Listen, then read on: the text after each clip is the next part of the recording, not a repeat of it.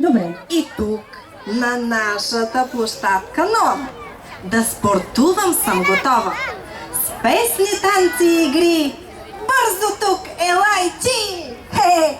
Чудесно! Нали? Направо съм изненадана от теб. Да. Ами тогава, след като на тази площадка ще спортуваме, нека при нас да дойдат децата от детска градина Здравец. Кои са те?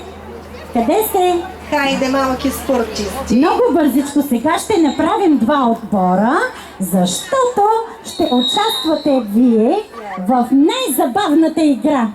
А тя се казва садене на картофи. Ахаха! Сега ще посадим няколко картофа и да видим кой отбор ще спечели. Сега, вие, синички, блузчици, как се казвате? А за как да се казва вашия отбор? Искате ли да се казвате отбора на сините? А вие ще бъдете отбора на червените. Сини и червени? Ми добре тогава. Сега, Пипи ви поставя мънички гнезденца, в които ще посяваме ето тези топчици, така наречените наши картофи.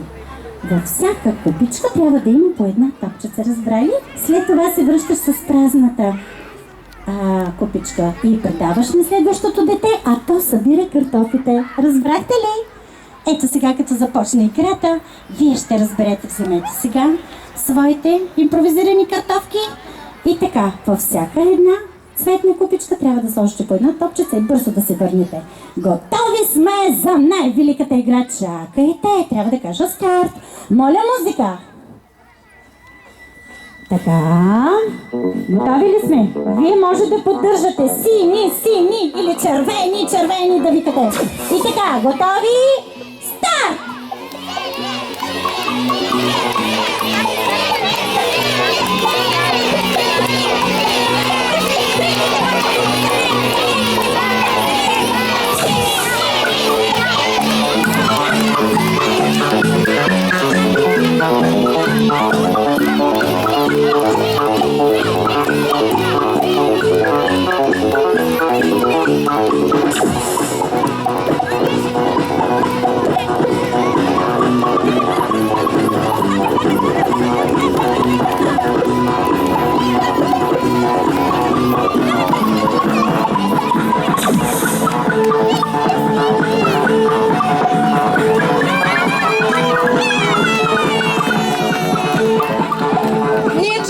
Бяхме първи. Не е вярно.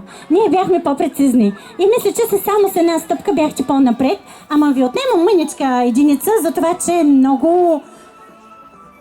Ма всъщност има ли значение кой е първи и кой е втори? Нали играта е за да се забавляваме?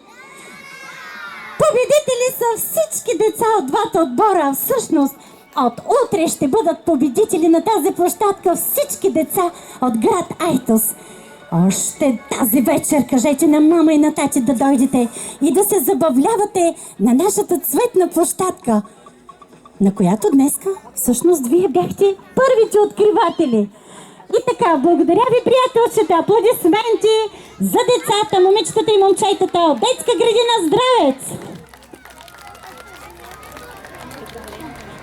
Гледай, гледай.